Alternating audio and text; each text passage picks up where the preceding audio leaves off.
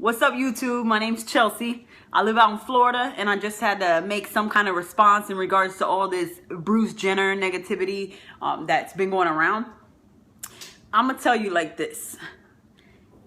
It's funny that the majority of the people that have problems with it are from our Christian community, which is completely understandable. What I have a problem with is that people hide behind the Bible and are judgmental, excuse my language, assholes. I don't understand how you could be a Christian, which that term means Christ-like. You could watch that. You could see a man struggle his entire life, 65 years of struggling. Became one of the most well-known Olympic athletes ever. Did a feat that barely anybody can do. He's in a very select group of men.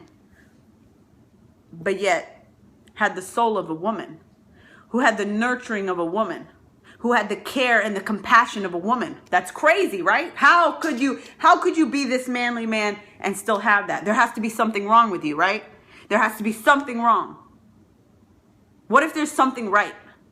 What if there's something right in that situation? That man had to go through that struggle for 65 years to be able to get on that TV last night and to captivate an entire nation, an entire world in 120 minutes worth of an interview.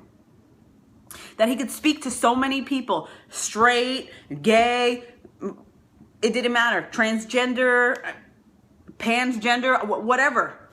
And he could touch your soul. This man who was born with the soul of a woman, how weird as that seems, could touch your soul, of the soul of so many. But yet the Christ-like people, instead of identifying with a man who's hurting, identifying a man that thought about suicide, that can't walk out of his front door feeling like himself because of what other people are going to think. That man took a stand yesterday that will forever motivate me to be the type of person that I was put on this earth to be. I've been raised in the church forever. I was the chosen child of my family. I was the one who my mother had a miscarriage before me, and 2 after. So I was prayed for, and when I was in her stomach, the promise that she made to God is that if she could have me, she would give me back to God. And that's exactly what my mother has done. I'm still a lesbian. I'm going to be the biggest lesbian. But she promised me to God. And I promised myself to God, more importantly. Although my sexuality isn't something that aligns with the Bible, to me, my relationship with God is more important than the words written by a man. I apologize. I know the Bible is holy, and it's not saying that I don't believe in some of the things that are said in the Bible. Don't get me wrong. But I think that the Bible is a tool for a lot of people to judge other people. Because, hey, listen, I was told by this one pastor that one time that this isn't right. And I'm going to believe that because that's what I was told. Do you know how long it's taken me to be okay with myself and to love the person that I am because of church and because of religion? There's family members to this day that I do not speak to because I choose not to.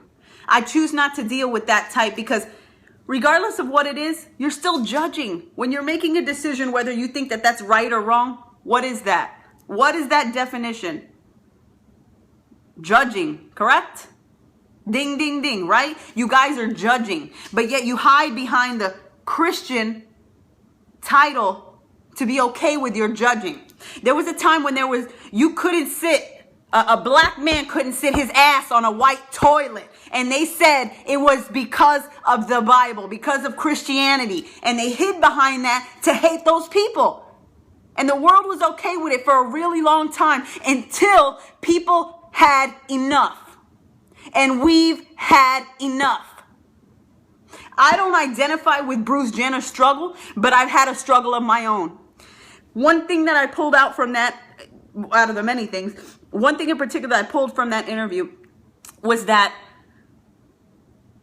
there was a scripture verse that said men need to dress like men, women need to dress like women. Now, I'll be the first to tell you that I'm more comfortable in a pair of basketball shorts and some damn Nikes than I am anything else. Sorry, YouTube, I'm dropping shit. I'm getting upset. But, you know, and I'm supposed to go to hell for that? Because I like the way I dress? Because I want to dress and want to be comfortable and okay in my own skin? I'm an abomination. That to me is crazy. An abomination. But yet, it's okay for our kind to kill each other. I mean, for our kind to kill ourselves. Because we're not accepted. Because people don't understand what we're going through. And instead of identifying out of a place of love and really being Christian, Christ-like. Have you anywhere in that Bible did you read that Jesus judged those people, or he didn't heal the sick? Did it say that, oh, because this one is a leper, I ain't gonna touch him? No, that's where your problem is. And you're not a real Christian if that's how you feel.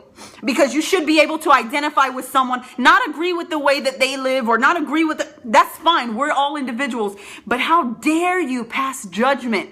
And how dare you call them names? And then really, oh, what's this world coming to? This has been going on forever. It's just, you know what? People got the balls to not hide anymore. How many husbands out there? How many of your parents? How many of your dads who are dressing in dresses that never had the balls to say anything? And whether you were like, oh, I'd rather not know that. That could be a struggle with these people that they've lived forever. And they'll die with that. People have died with that. And this man chose not to die with that issue. I was lucky enough that I was outed. Because you know what?